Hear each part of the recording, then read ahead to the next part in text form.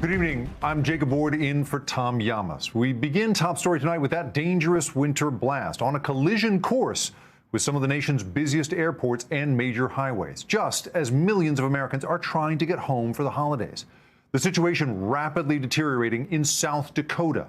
Extreme whiteout conditions making driving treacherous and travel restrictions in place east of Rapid City. Cars and trucks pulling over to wait out the squall. Those heavy winds and snow making their way east. Much of the Midwest bracing for impact on Thursday into Friday. Heavy snow and blizzard conditions expected with wind gusts up to 70 miles per hour. Airports preparing for mass delays and cancellations expected. Chicago's O'Hare Airport getting cots ready for passengers stranded overnight. And the other major concern, the frigid temperatures. This Christmas, potentially the coldest in 40 years. Wind chill alerts in effect from Wyoming all the way down to Texas. Your full forecast coming up in minutes. But we begin first tonight with Tom Costello, who leads us off from Chicago. Wednesday night, and with snow already hitting a crowded Minneapolis airport, Chicago O'Hare is also running at full throttle. We're going to steal them for a San Diego outbound, send them to Bravo 5, please. Counting down, with the storm expected to slow air traffic across the region to a trickle within 24 to 36 hours. The Kappelman family among the thousands who decided to leave early for Florida. We looked at our schedules and it made sense just to try to beat it and hopefully not have cancellations and deal with issues come Friday. Airlines are waiving change fees and encouraging passengers to rebook if they can. This is flight 1865, United Airlines service to Miami. Omar Idris runs United's O'Hare operations. This is exactly the kind of glitch you don't need this week, right? The timing of the storm is challenging, for sure, but we're ready, we're prepared, we've got good procedures, good policies. Nationwide, passenger volume is approaching 2019 levels. We're expecting winds 30 to 50 miles an hour in Chicago and Midway starting tomorrow. To keep the system moving, the FAA Command Center in Virginia has opened military airspace to commercial flights. And here's your boarding passes. Alaska Airlines, the country's fifth biggest, focuses on the West Coast and is also navigating volatile weather. CEO Ben Minicucci. You know, we operate in the 30 to 40 degree range. You don't know if it's going to be rain, you don't know if it's going to be snow, so you always have to be ready. You're right on the edge. Right on the edge, yeah. A lot has changed since last summer when Alaska was among the airlines forced to cancel flights and cut schedules as they struggle with the pilot shortage. Alaska has since signed new labor agreements and hired more pilots. And we've learned a lot in terms of staffing and resourcing in volatile periods. So I think we're in a pretty good spot heading into 2023. No repeat of the summer meltdown. No. We're going to make sure that we don't let our customers down going forward into 2023. Alaska is also rolling out new RF technology to speed the check-in process. Permanent bag tags. Customers simply touch the itinerary on their phones to the tag, which then displays the new flight information. You'll show up to the airport, drop it straight onto the conveyor belt with an agent, and get on with your day. Tom Costello joins us now from Chicago's O'Hare Airport. Tom, I know you have been watching those flight delay and cancellation numbers all day. Where do things stand at this hour for America's travelers? Nationwide, right now, we have about 460 flight cancellations, about 5,500 delays today. Now, about tomorrow, we're already at 1,000 flight cancellations tomorrow. And as you know, Jake, that's only going to snowball as the snow comes into the Midwest. Just brutal conditions. And for passengers, Tom, who get stuck there overnight at O'Hare, what plan does the airport have in place? So you mentioned off the top of the show that O'Hare has cots ready. Yeah, they do. They will pull them out if needed. The bottom line is that every airline is pushing out the alerts to passengers' phones. If your flight is going to be delayed or canceled, people should have plenty of notice. The hope is they don't show up here. Now, they could be stuck here on a connecting flight, but the hope is they will be at a hotel, they will be at home, and they're not going to spend the night on a cold floor. But, you know, best laid plans, and we usually do have people on the floor or on a cot. Tom Costello for us at Chicago O'Hare. Tom, thank you. For more on this monster storm, I want to bring in NBC News meteorologist Bill Cairns. Bill, give us the latest here. What is going on with this track?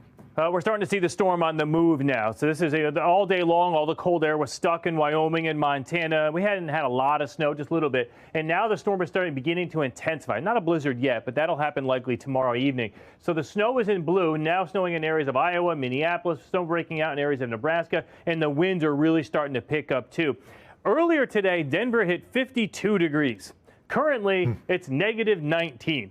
They've had a 70-degree temperature, feels like temperature, as we've gone throughout the last couple hours. That's how dramatic it is when this cold front goes through. It just instantly, the temperature will drop about 20 to 30 degrees in about 2 to 3 hours. So, you can picture how that's going to feel, and along with it, gusty winds. So the coldest air has been situated in Montana. Earlier today, we had a negative 70 wind chill. There's still a couple spots. Cutbank's at negative 51. Harlowtown's at negative 54. So that's the source of all the cold air, and it's going to drive to the south. That's why we have these wind chill warnings all the way down to Brownsville, Texas, even areas of Alabama, too. And the wind chill forecast, the coldest on Friday around Dallas. Look at Kansas City and Chicago near negative 30. Then Saturday, the East Coast. That's your coldest morning. And Bill, I know you to be a very even-tempered person, so when you get alarmed, I get alarmed. I mean, tell me, what makes this such a brutal storm, in your opinion, for people heading to airports and driving on the roads?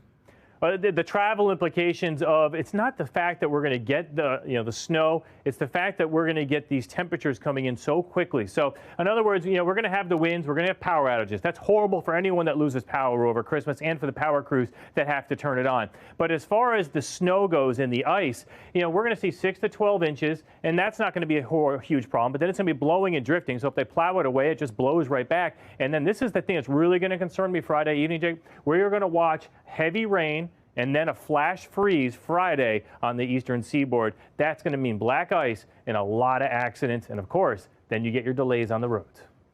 Bill Cairns on the tens of millions of people affected by historic conditions. Bill, thank you.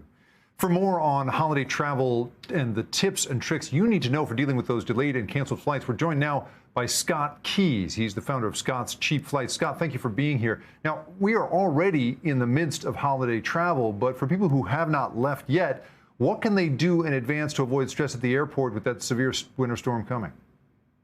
Absolutely. Look, the best thing that you can do as a traveler is to switch your flights and do so free of charge. Airlines across the board are waiving change fees. Even for flights that have a fare difference, you can switch for free. And so either pushing your trip up, trying to get out before the storm, especially if you're on the East Coast, pushing your flight back if you have flexibility on your dates, or even switching to the types of flights that have a higher on-time arrival rates. That's morning flights. Early morning flights arrive 25 percentage points higher than afternoon flights, or nonstop flights, which tend to have a 7 or 8 times better likelihood of getting you there versus a connecting flight where you are at risk of missing that connection, and with so few empty seats could be a long delay to get to your final destination. And Scott, what if the worst happens here? Let's say people are out the door, they're at the airport, and then they find out that their flight has been canceled. What do they do at that point?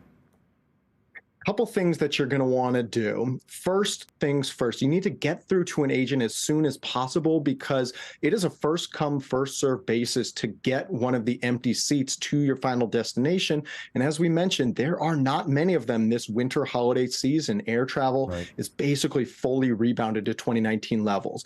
The quickest way to get through to an agent is not to stand in line at the airport. It's not even to call the airline's main U.S. hotline. The secret quickest way is actually to look up in your airline's international hotline. Airlines have offices in Mexico, in Canada, in United Kingdom, in Australia, and you can call those offices and get through to an agent right away. Those agents can handle your rebooking just as quickly as a U.S. agent can, but you won't have to have hours of wait time to get through to them. That is a great tip. And looking ahead here at the tail end of the holidays, I mean, you've heard the forecast. We're looking at frozen conditions on the East Coast. I mean, what can folks do to make sure they're going to be able to get back home without added headaches? What advice do you have for people now? Yeah, so there are a few things. First, see if your return flight still falls under the umbrella of making those free changes. Airlines are allowing folks flexibility to switch without any fee, any penalty, in many cases up through the end of the year. So you can push that trip a little bit longer and miss the bad weather that hopefully by next week will improve. Second, even if you're outside those dates, most airlines actually have gotten rid of change fees as long as you don't have a basic economy ticket, which means that you can switch your travel dates to a different date, even if you're outside the winter weather waiver, and not have to pay any penalty to do so. So taking advantage of that flexibility, and especially doing it proactively, because we talked about how it's a first come, first serve basis for empty seats. If you make that switch before another traveler does, you're going to be able to get that empty seat. Whereas if you put it off until the last minute, you might have far fewer options to choose from, and you could find yourself, unfortunately, facing a long delay. Really fantastic advice from Scott Keys. Scott, thank you so much for being with us. Next, our other big headline tonight, Ukrainian President Volodymyr Zelensky's first trip outside Ukraine since the war began. Zelenskyy thanking Biden and the American people for their support as he makes his case for continued assistance directly to Congress in a joint meeting tonight. Chief White House correspondent Peter Alexander has more. Tonight, Ukraine's President Volodymyr Zelenskyy before a joint session of Congress. Ukraine didn't fall. Ukraine is alive and kicking. Capping off a dramatic and historic visit to Washington. Earlier meeting President Biden at the White House. It's an honor to be by your side. This Oval Office visit, a defiant and daring show of solidarity. President Zelenskyy, the United States stands with the brave people of Ukraine. We stand with you. President Zelenskyy thanking President Biden, Congress, and the American people. Thanks from our just ordinary people to your ordinary people, Americans. I really appreciate. I think it's very difficult to understand what does it mean when we say appreciate, but you really have to feel it. Zelenskyy presenting Mr. Biden with a medal a Ukrainian soldier wanted him to give the American president. He's very brave, and he said, give it to a very brave president. Undeserved, but much appreciated. Thank you. Zelenskyy overnight seen arriving at a train station in Poland, later touching down at Joint Base Andrews for a red carpet welcome, after flying aboard a U.S. military plane with NATO allies at times, providing fighter jets as an escort, officials tell NBC News. His high-stakes trip, the culmination of days of secret planning after President Biden formally invited Zelenskyy to the White House 1 week ago. The top concern, Zelenskyy's security, his ability both to leave and to re-enter Ukraine safely. This visit comes at a pivotal moment in the war. Just hours ago, Zelenskyy was on the front lines in eastern Ukraine, with Putin now trying to weaponize winter through punishing airstrikes on Ukraine's power grid, plunging Ukrainians into the cold and darkness. After Zelenskyy's pleas for air defenses, President Biden announcing the U.S. will provide a single Patriot missile defense system and will train Ukrainians to use it in a third country. Today's meeting punctuated by a clear personal connection. His answer is yes. I agree. With Mr. Biden pledging more American assistance. The U.S. has already provided more than $50 billion in aid to Ukraine, with lawmakers about to vote on an additional $45 billion. But the top House Republican says he's skeptical of more taxpayer dollars for Ukraine, with America facing a possible recession. Before the election, I explained to everybody, no more blank checks for Ukraine. Zelenskyy tonight saying he's confident of bipartisan support and answering what his message is to the American people. My message, I wish you peace. I think that is the main thing, and you understand it only when the war in your country. And I wish you to see your children alive and adult. We really fight for our common victory against this tyranny. That is real life, and we will win. And I really want to win together. Thanks so much. Not want, sorry, I'm sure. Peter Alexander joins us now from the White House. Peter, how is Russia reacting to the U.S. sending that Patriot missile system to Ukraine? Yeah, they're already criticizing that decision. The Kremlin says that it will escalate the war. President Biden, for his part, Jacob, he's responding tonight saying that it is a defensive weapon. And he says if Russia does not want Ukraine to use the Patriot air defense system, that they should stop the attacks in Ukraine. Jacob? Peter Alexander for us at the White House. Moving now to the U.S. southern border, where migrants are still trying to cross into the country despite the Texas National Guard's show of force, blocking migrants from entering the United States with wire barriers. That has pushed some of the asylum seekers to find other means of entrance. NBC's Juan Venegas has the latest. Tonight, new crowds of migrants desperately trying to enter the United States after the Texas National Guard and state troopers blocked a section of the border. Title 42, the Trump-era policy restricting access to many, was set to expire today, but it is still in place with a Supreme Court decision hanging in the balance. On Tuesday, Texas National Guard members stationed themselves on the banks of the Rio Grande and erected concertina wire barriers in an attempt to turn back migrants from the U.S. Mi familia de verdad estaba muy ilusionada con que atravesáramos ese país y de verdad progresáramos, pero ya ve cómo es la vida. But then a potential opening. Overnight, migrants were directed by the National Guard to travel less than a mile east to this point, where Border Patrol agents, federal officers, are still allowing migrants to cross. Here in Ciudad Juarez, migrants continue to cross the river and arrive at the U.S.-Mexico border. Border Patrol taking them in small groups with the line only getting bigger, hundreds waiting for their opportunity to seek asylum in the United States. Caminando. Vanessa says she walked from Nicaragua with her brother and son and is hopeful. Lo que les quiero dar. So she's going to tip one of these guys that will take her across like they're doing with a lot of people. Pase, que la dejamos. Right across the border in El Paso, the community is navigating a humanitarian crisis. The city's mayor talking to MSNBC's Jose Diaz-Balart about why he declared a state of emergency. Well, I think it was important to see that we didn't want people sleeping in the streets, and the temperature would drop in around 20 degrees. Texas Governor Greg Abbott saying today the National Guard's presence at the border will be ongoing. To make sure that the people who were crossing into El Paso should be blockaded. We're here basically until the governor or a colonel say, okay, it's time, our time to assist is over. Back in Mexico, the director of human rights in Juarez describes the difficulties of tracking the number of migrants. Es complicado. He says it's very complicated to know how the migrants arrive. They arrive by train, by bus, by airplane, private vehicle, so it's very complicated to really know where they're at and how many there is. More than 600 miles away in Reynosa, Mexico, a similar story unfolding. Tenemos mucho tiempo aquí y no podemos ir durmiendo aquí los niños enfermos todo. Aquí pasando mal momento. Migrants setting up makeshift camps, bracing for the cold and waiting for any news about their next steps in this long journey. And here in El Paso, migrants are still sleeping on the street, as you can see.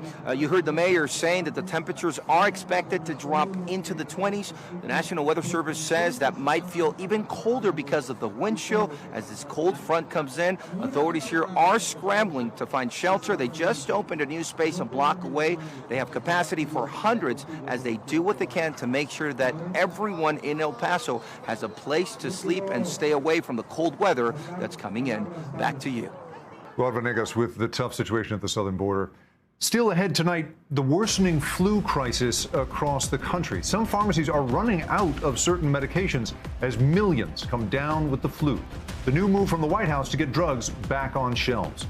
Plus, the dramatic scene in Maryland. First responders racing to save a man from a burning car, how they got that driver out. And the search for Madalina, an 11-year-old girl who went missing last month. The new video just released by police and where they say she was last seen. Stay with us.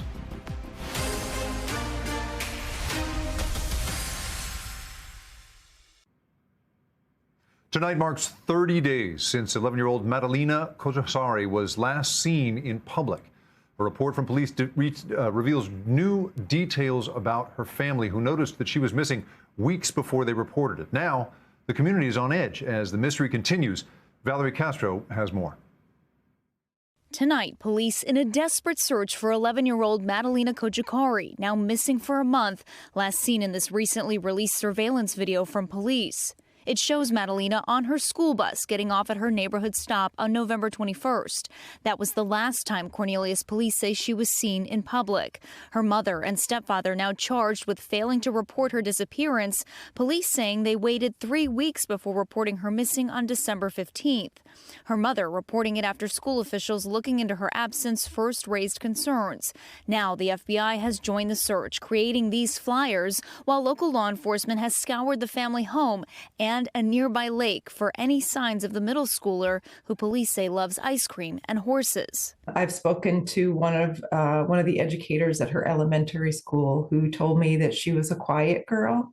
Another one of her teachers, just last year, stated, I saw on Facebook, that she was a very smart young girl.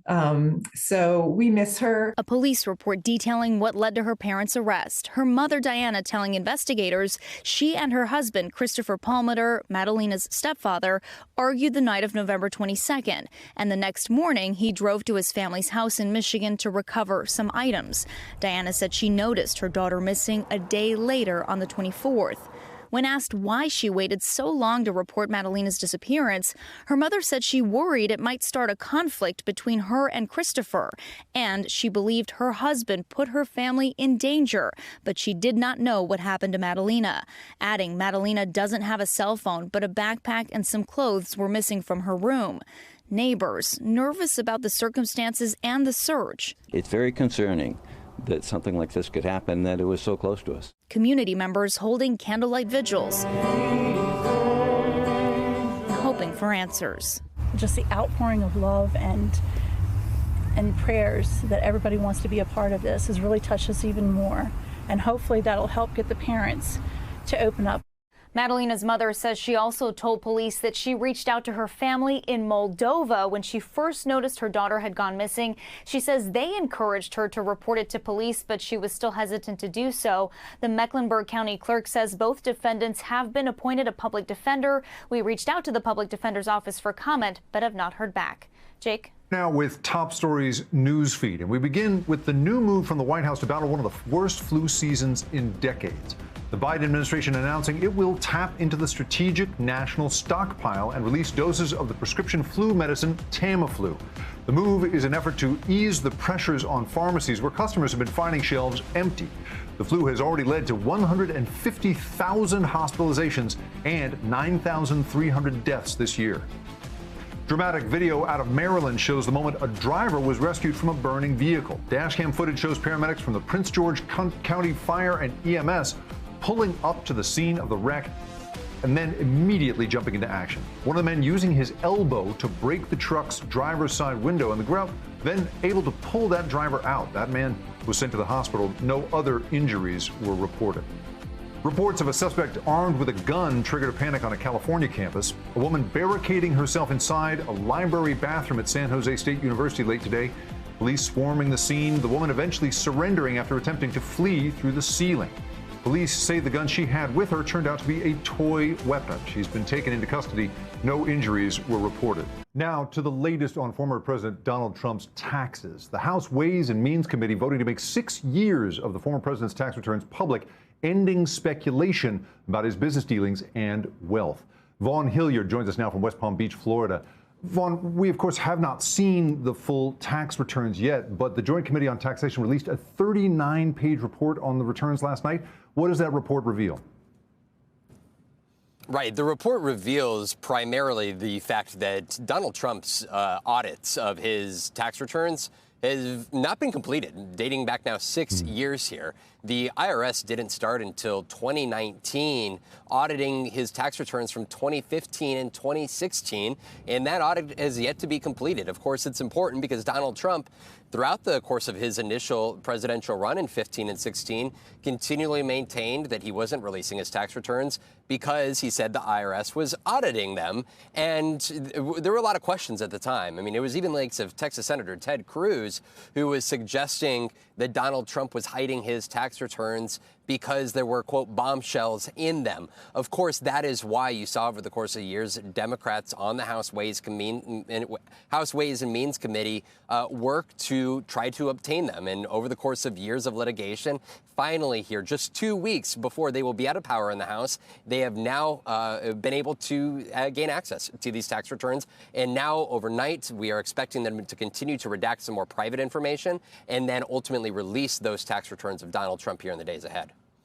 Well, and of course, we are now learning, right, that presidents face a mandatory audit by the IRS, but those rules do not seem to have been followed for 3 of the 4 years Trump was in office. I mean, there's the fact of his sort of concealing the truth of things, as you mentioned there, but now focus sort of turns to the IRS here. I mean, what can you tell us about that? Right. We don't have answers as to why it took the IRS till 2019 to ultimately begin to audit his tax returns from 2015 and 2016. And when you're talking about the 4 years in which he actually was president, those audits did not begin until after Donald Trump left office back in 2021. And that audit has also not been completed here. And so we really don't have a true picture of Donald Trump's finances from the IRS here at this time. From that initial report, though, from the Ways and Means Committee last night, they did outline that Donald Trump paid $1.1 million in federal income tax over the course of the first 3 years of his presidency. As for 2020, he paid $0 in federal income tax. There's a lot more questions outstanding, though, right now, Jacob. Vaughn Hilliard for us in West Palm Beach. Vaughn, thank you. Next, the former crypto mogul accused of one of the largest financial frauds in history being returned to the U.S. after his arrest in the Bahamas. And the big question tonight, will he be granted bail? NBC's Gabe Gutierrez has the story.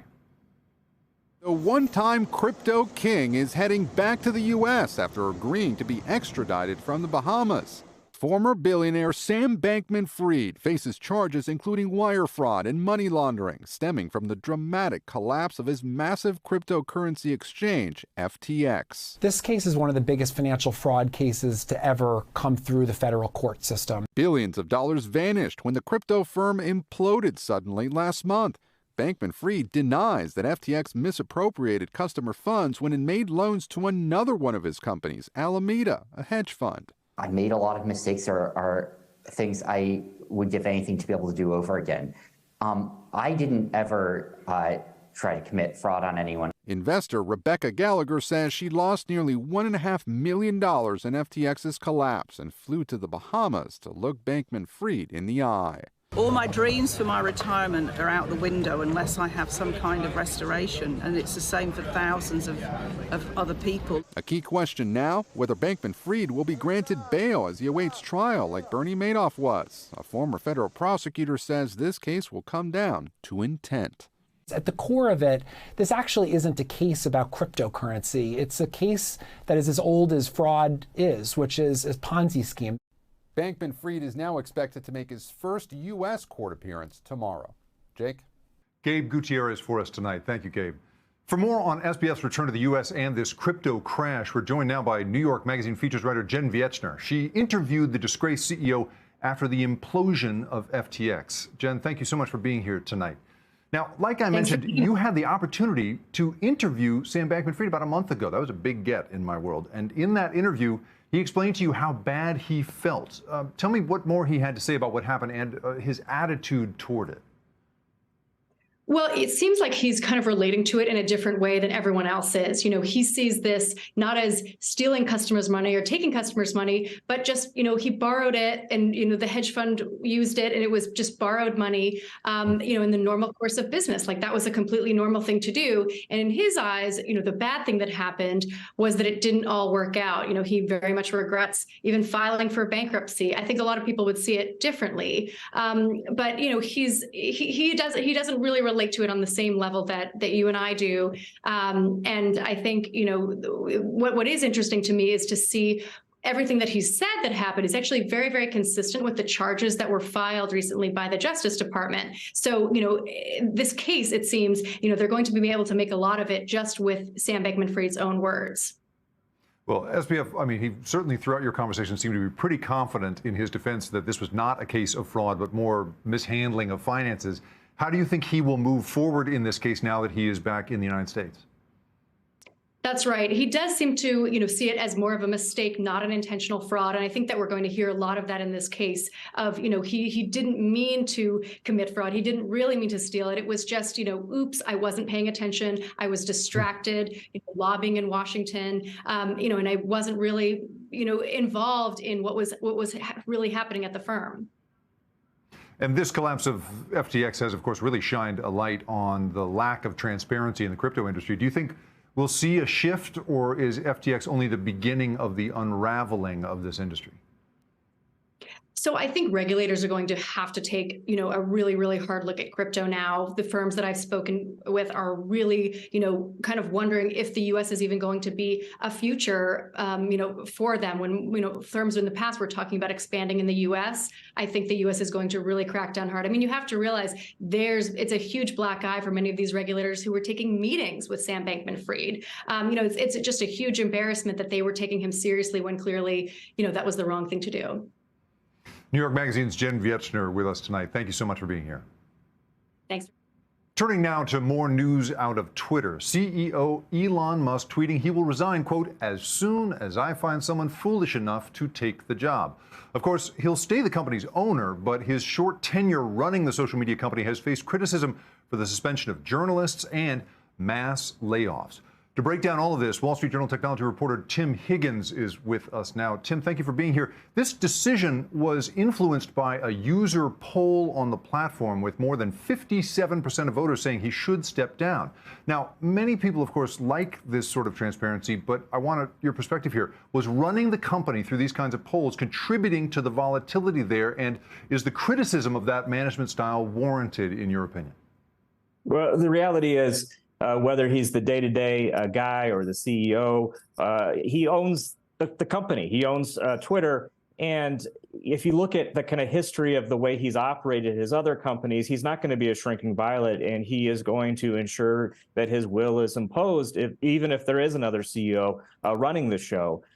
So ultimately, the way I think about it is Elon is most likely looking for somebody to handle the boring day-to-day stuff that he does not want to be involved with, so that he can then have the time to do the engineering and kind of big picture stuff that really kind of fires his soul, if you will. So I don't take a lot of stock in this poll, other than that it has created a lot of drama and a lot of interest and helped him increase engagement on the platform, which is really what he needs at this time, bringing eyeballs there. It is amazing to imagine anybody reporting up to this guy in some way, or sorry, the other way around, him reporting up to anyone else. Now, after posting that poll to users, Elon Musk tweeted out, "No one wants the job who can actually keep Twitter alive. There is no successor." What's your feeling about this? Can Elon find someone willing to take over as CEO? Who would be on your short list? Yeah, it's a tough thing to find at this point, in part because, the company's in a lot of chaos. I'm not going to say it's broken, but it's almost as if he bought the toy and now it's broken and he's looking for somebody to help kind of fix it.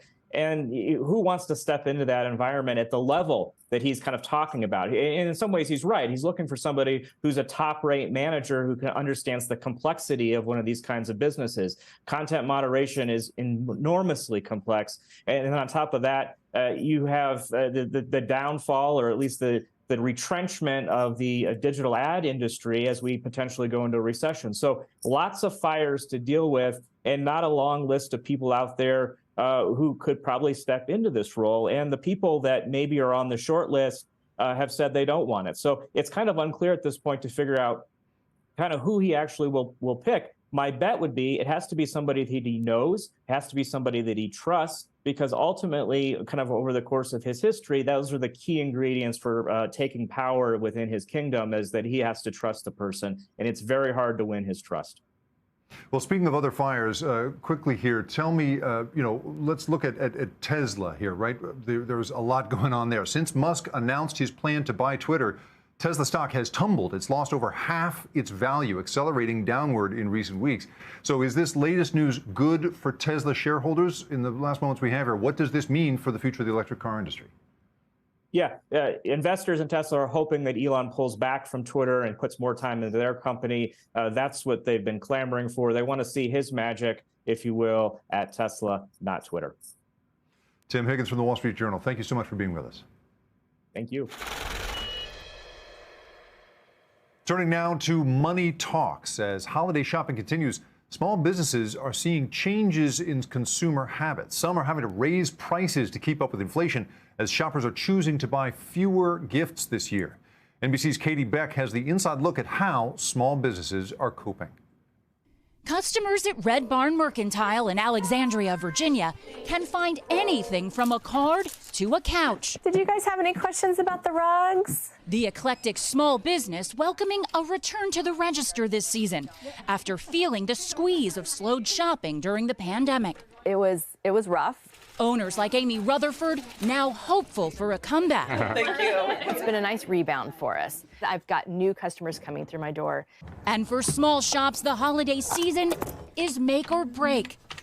We will do half of our business in the last 3 months of this year. But now another pinch, inflation, higher costs to Rutherford and her customers. Shipping prices and cost of goods, it's across the board. While the National Retail Federation expects shoppers to spend between 6% and 8% more than they did last year, inflation accounts for most of that.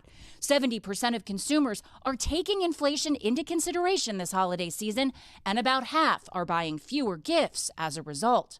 In terms of shopping, yeah, I would say yes, actually. We did cut back. I'm cognizant of where and what I spend money on.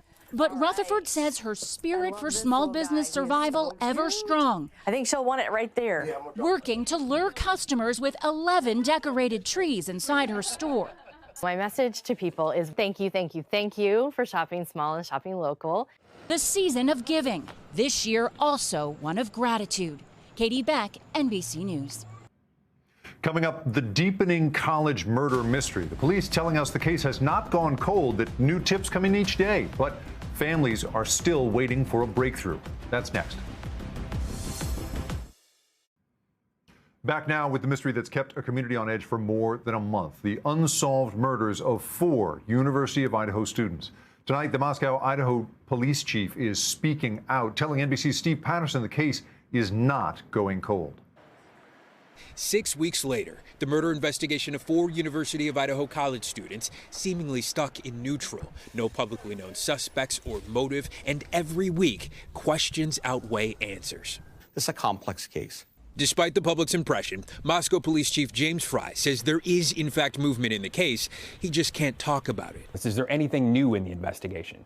What I can tell you is this case is not going cold. We're still receiving hundreds of tips daily. We are following up on those tips. We're still building that picture. Police say one of those pieces is a white Hyundai Elantra in the area at the time of the murders. Investigators asked the public for help, who responded with thousands of tips. But hopes were dashed yesterday when police looked at a car matching the description and found it was unrelated. Another thread unraveled, the public desperate for any information.